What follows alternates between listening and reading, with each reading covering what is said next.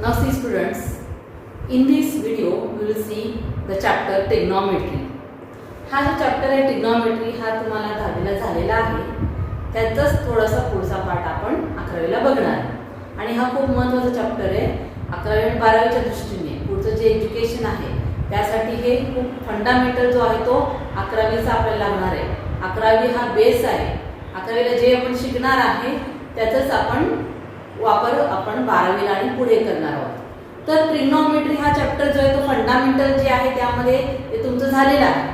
यामध्ये आपण trigonometry ratios पाहिलेले. रेशोज म्हणजे कोणते आहेत? Sine theta. ट्रिग्नॉमेट्री म्हणलं की आपल्याला काय आठवतं? Sine theta, cos theta, tan theta, sec theta, cosec theta आणि cot theta.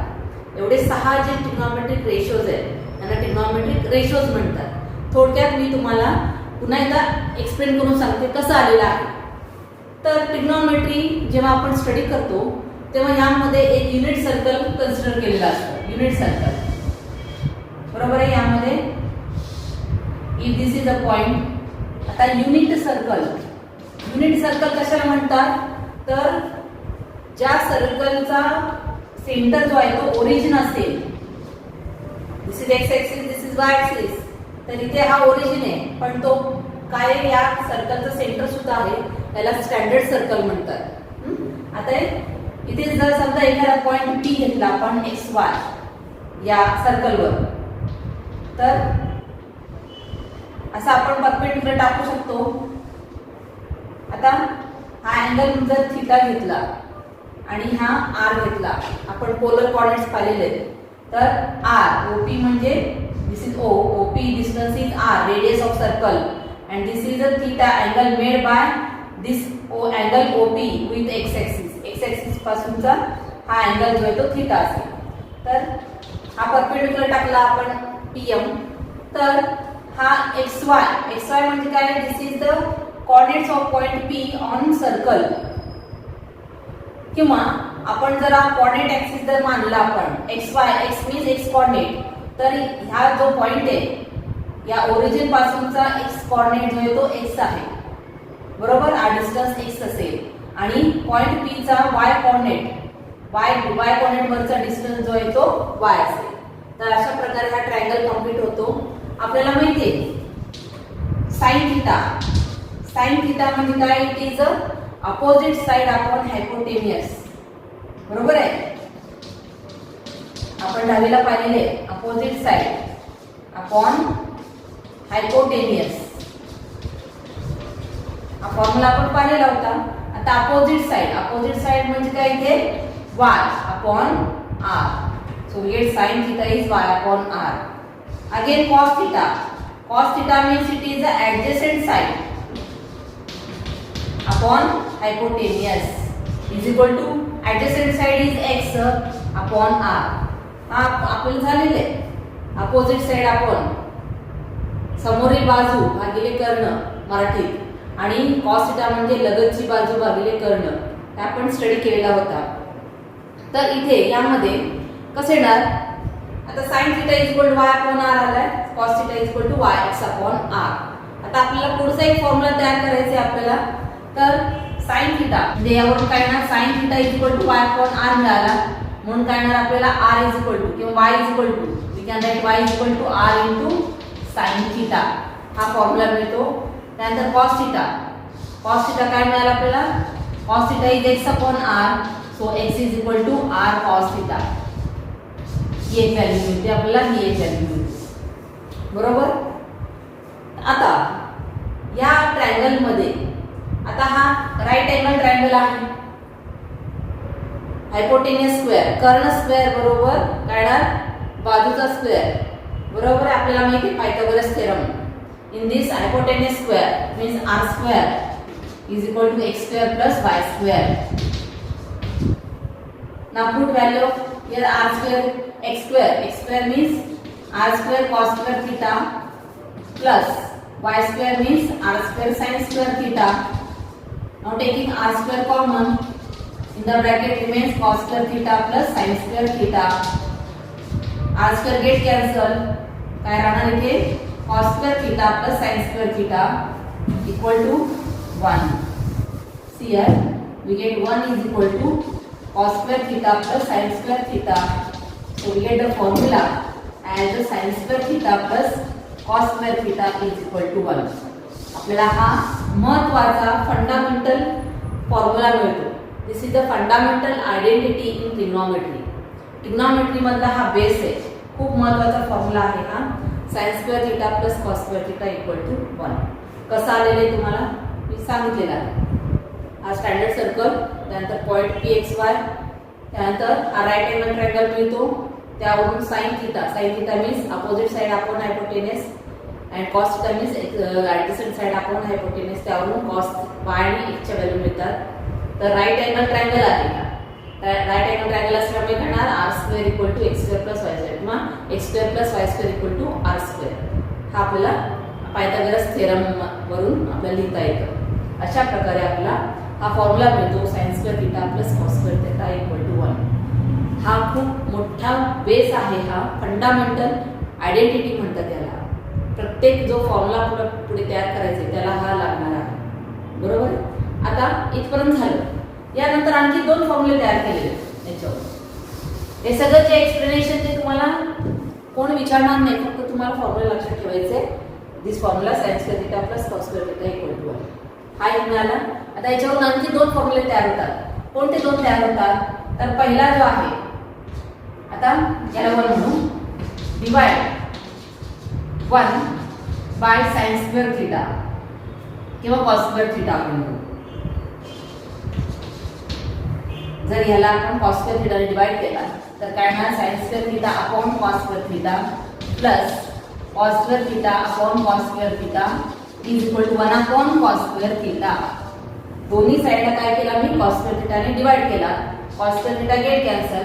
sin square theta plus cos square theta means it is tan square theta. This is 1 is equal to 1 upon cos square theta means sec square theta. So we get the formula as 1 plus tan square theta is the sec square theta. हा महत्त्वाचा formula मिळतो आपल्याला. त्यानंतर दुसरा formula, दुसरा काय ना, divide 1 by sin square theta. आता sin स्क्वेअर थीटा ने डिवाइड करू याला इक्वेशन 1 ला, म्हणजे काय ना, sin square theta upon sin square theta plus cos square theta upon sin square theta is equal to 1 upon sin square theta. This get cancelled, it is 1. Now cos square theta upon sin square theta means it is a cot square theta, and 1 upon sin square theta means it is a cosec square theta. So we get this third formula, 1 plus cot square theta is equal to cosec square theta. अशा प्रकारे हे 3 जे result आहेत ते खूप महत्त्वाचे आहेत.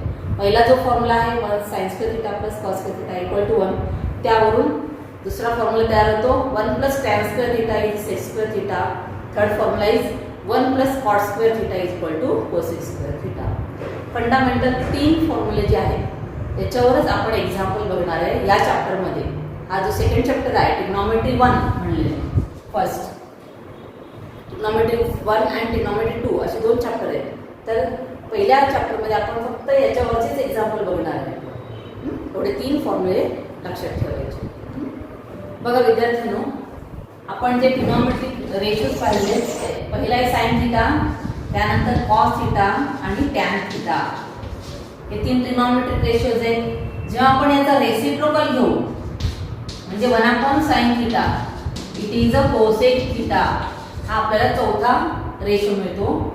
Fifth is 1 upon cos theta means it is a sec theta, and sixth is 1 upon tan theta it is a cot theta. Here tan theta means it is a sin theta upon cos theta. म्हणजे महत्त्वाचे कोणते 2 महत्त्वाचे, sin theta आणि cos theta.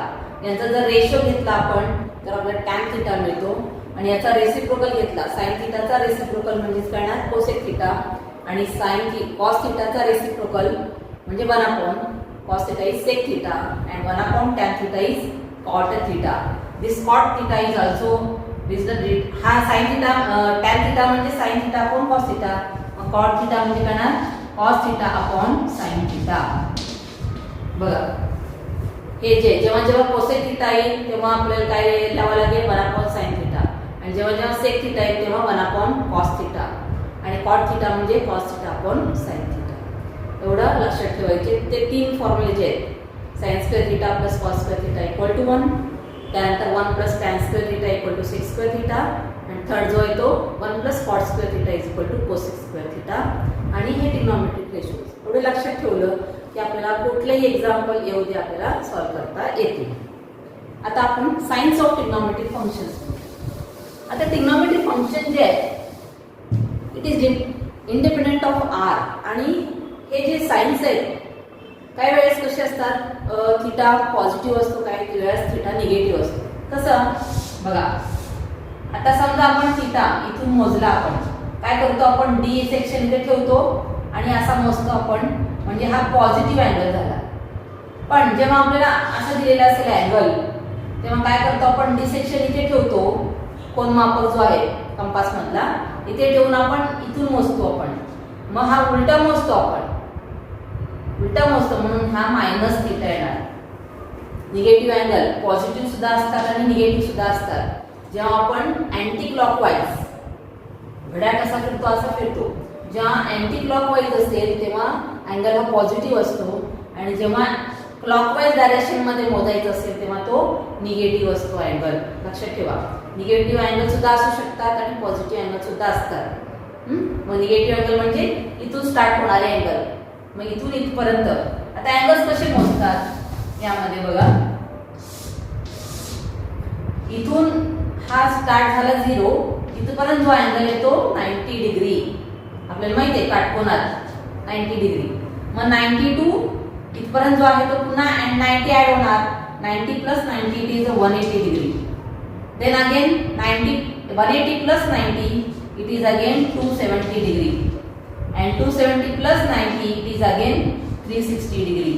असा एक complete rotation complete व्हायला 0 to 360 degree लागतं. लक्षात आलं? इथून इथपर्यंत 90 degree, 90 to 180 degree, 180 to 270 degree, 270 to 360 degree. हे लक्षात ठेवलं पाहिजे आपण. आता यामध्ये सायन्स ऑफ ट्रिग्नॉमेट्रिक फंक्शन्स म्हणजे कोणत्या क्वाड्रंट मध्ये, आता इथे 0 to 90 डिग्री जे आहे त्याला फर्स्ट क्वाड्रंट म्हणतात. 90 to 180 डिग्री याला सेकंड क्वाड्रंट म्हणतात. 180 to 270 डिग्री याला थर्ड क्वाड्रंट म्हणतात आणि 270 to 360 याला फोर्थ क्वाड्रंट म्हणतात. आता क्वाड्रंट म्हणतात. आता हे कशासाठी सांगतोय आपण, आपल्याला माहिती आहे sin 30 डिग्री टेबल आपल्याला माहिती व्हॅल्यू, sin 30 डिग्रीची व्हॅल्यू काय असते 1/2. आपण पाठ केलेला आहे बरोबर आहे. त्यामध्ये sin 45 डिग्री होता, त्यानंतर sin 90 डिग्री होता, तसं sin 180 डिग्री सुद्धा असू शकतो, sin 360 डिग्री सुद्धा असू शकतो. अँगल कुठून कुठपर्यंत पण असू शकतो. 360 च्या प्लस झाला, 360 प्लस 90 म्हणजे किती येणार 450. हा अँगल जर पुन्हा फिरला आपण फिरवला तर हा पुन्हा 450 होतो, म्हणजे असं वाढतच जाणार ते. लक्षात आलं? तर यात पुन्हा 90 ऍड केला काय ना किती येणार 540 येणार. पुन्हा यात 90 ऍड केला पुढचा अँगल मिळतो. असा हा जो आहे तो रिपीट होत जातो. लक्षात ठेवा, म्हणजे 360 पेक्षा सुद्धा जास्त अँगल मोठा असू शकतो. तो जर रिपीट झाला तर. आता यामध्ये 0 to 90 डिग्रीला फर्स्ट क्वाड्रंट म्हणतात, 90 to 180 ला सेकंड क्वाड्रंट म्हणतात, 180 to 270 ला थर्ड क्वाड्रंट आणि 270 to 360 अँगल जो आहे तो फोर्थ क्वाड्रंट. हे क्वाड्रंट लक्षात ठेवायचे. आता साइन्स कशी आहे यामध्ये, तर पहिला जो क्वाड्रंट आहे इन द फर्स्ट क्वाड्रंट म्हणजे कोणता अँगल येणार, कोणते व्हॅल्यूज येतील यामध्ये 0 to 90 डिग्री. जेव्हा थीटा 0 to 90 डिग्री मध्ये असेल, 0 to 90 डिग्री मध्ये म्हणजे 30 डिग्री, 45 डिग्री, 60 डिग्री, हे सगळे जे अँगल आहेत ते कुठे येणार फर्स्ट क्वाड्रंट मध्ये. यामध्ये सगळे पॉझिटिव्ह असतील, सगळे ट्रिग्नॉमेट्रिक रेशो जे आहेत ते सगळे पॉझिटिव्ह असतात. म्हणजे साइन, कॉस, टॅन, सेक, कोसेक, कॉट सगळे ट्रिग्नॉमेट्रिक रेशो जे आहेत ते सगळे पॉझिटिव्ह असतात. निगेटिव्ह एकही असणार नाही. आता सेकंड जो आहे यामध्ये सेकंड क्वाड्रंट म्हणजे कुठे येणार थिटा 90 टू 180 मध्ये असेल. थिटाची व्हॅल्यू काय असेल 90 टू 180 डिग्री मध्ये असेल. याला सेकंड क्वाड्रंट म्हणतात. यामध्ये फक्त साइन ओनली साइन अँड त्याचा reciprocal cosec sine theta and cosec theta are positive. म्हणजे समजा अँगल आता समजा मला लिहायचे साइन समजा 100 डिग्री असेल तर हा काय असेल पॉझिटिव्ह असेल म्हणजे ग्रेटर दॅन 0 असेल. लक्षात आलं. आता यामध्ये समजा cos ची व्हॅल्यू विचारली तुम्हाला cos 100 डिग्री तर यामध्ये cos 100 डिग्री हा निगेटिव्ह असतो म्हणून तो लेस दॅन 0 येणार. आता यामध्ये फक्त साइन आणि त्याचा रेसिप्रोकल कोसेक दोनच पॉझिटिव्ह असतात. मग राहिलेले सगळे जे cos आहे सेक आहे tan आहे cot आहे राहिलेले सगळे चार जे आहेत ते सगळे निगेटिव्ह असणार. फक्त साइन पॉझिटिव्ह असेल. आता थर्ड क्वाड्रंट म्हणजे काय येणार 180 टू 270 म्हणजे काय येणार theta lies between 180 to 270 degree. यामध्ये काय येणार only T means tan theta and cot theta are positive. म्हणजे समजा मला cot 200 डिग्री काढायचा असेल तर तो यामध्ये येणार म्हणजे ती व्हॅल्यू कशी येणार पॉझिटिव्ह घ्यायची. समजा यामध्ये मला cos विचारलं cos 200 डिग्री विचारलं cos 200 डिग्री यात येणार नाही म्हणून तो निगेटिव्ह येणार. बघा only tan and cot are positive. मग राहिलेले जे आहेत राहिलेले म्हणजे साइन आहे कोसेक आहे cos आहे आणि सेक आहे राहिलेले चार हे निगेटिव्ह असणार. फक्त tan आणि त्याचा रेसिप्रोकल cot हे पॉझिटिव्ह असतील. त्यानंतर चौथा आहे theta lies between 270 degree to 360 degree.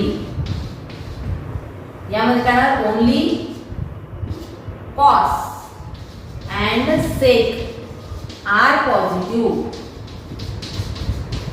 यामध्ये काय येणार फक्त cos आणि त्याचा रेसिप्रोकल सेक हे दोनच पॉझिटिव्ह असतील.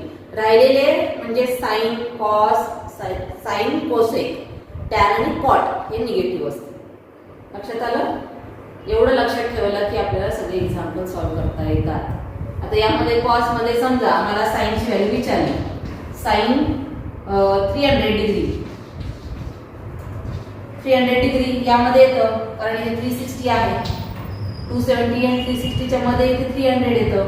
मग ही व्हॅल्यू कुठे येणार इथे येणार पण इथे cos पॉझिटिव्ह आहे म्हणून याची व्हॅल्यू काय येणार लेस दॅन 0. लेस दॅन 0 म्हणजे निगेटिव्ह ग्रेटर दॅन 0 म्हणजे पॉझिटिव्ह लेस दॅन 0 म्हणजे निगेटिव्ह. अशा प्रकारे आपल्याला सर्व व्हॅल्यूज लक्षात ठेवावे लागतील. काय येणार फर्स्ट क्वाड्रंट मध्ये ऑल पॉझिटिव्ह सेकंड क्वाड्रंट मध्ये साइन आणि त्याचा रेसिप्रोकल कोसेक पॉझिटिव्ह थर्ड मध्ये tan आणि त्याचा रेसिप्रोकल cot पॉझिटिव्ह आणि फोर्थ मध्ये cos आणि त्याचा रेसिप्रोकल सेक पॉझिटिव्ह बाकी सगळे निगेटिव्ह. आता हा क्वाड्रंट लक्षात ठेवायचा. हे लक्षात ठेवण्यासाठी म्हणजे ASTC हे लक्षात ठेवण्यासाठी मी एक सिंपल सेंटेन्स तुम्हाला लिहून दाखवते. तो सेंटेन्स लक्षात ठेवायचा म्हणजे बघा ऑल स्टुडंट्स टेक कॉफी. बघा हे लक्षात राहण्यासाठी मी एक ट्रिक सांगते तुम्हाला ते लक्षात ठेवा. हा सेंटेन्स लक्षात ठेवायचा लिहून घ्यायचं कुठेतरी ऑल स्टुडंट्स टेक कॉफी. यातला पहिला लेटर बघायचं फक्त. पहिला लेटर इथे काय ए इथे येणार त्यानंतर एस टी आणि सी. ऐकणे सोपं ऑल स्टुडंट्स टेक कॉफी असं लक्षात ठेवायचं. इथूनच स्टार्ट करायचा फर्स्ट क्वाड्रंट मधून all students take coffee ASTC. एवढं लक्षात ठेवलं की कोणत्या क्वाड्रंट मध्ये काय पॉझिटिव्ह आहे काय पाठ करायची आवश्यकता नाही फक्त हा सेंटेन्स लक्षात ठेवा ASTC याप्रमाणे बघा. मग कोणत्या क्वाड्रंट मध्ये काय आलं ते लक्षात येणारच. कारण समजा आता 90 डिग्री आहे समजा मला 120 डिग्री काढायचं असेल तर तो कुठे येणार यामध्ये येणार 90 आणि 180 च्या मध्ये असणार आहे 120. यात किती येणार समजा इथे आपल्याला विचारला 210 डिग्री 180 आणि 270 मध्ये आहे असं आपल्याला बघता येईल. 300 म्हणलं तरी इथे येणार. असे किती अँगल आपल्याला विचारले तरी ते आपल्याला कोणत्या क्वाड्रंटमध्ये येतं ते आपल्याला दाखवता येईल. त्यावरून तो अँगल ट्रिग्नोमेट्रिक रेशो जो आहे तो पॉझिटिव्ह आहे का निगेटिव्ह आहे एवढं आपल्याला सांगता येतं. सोपं आहे, लक्षात ठेवायचं सर्वांनी.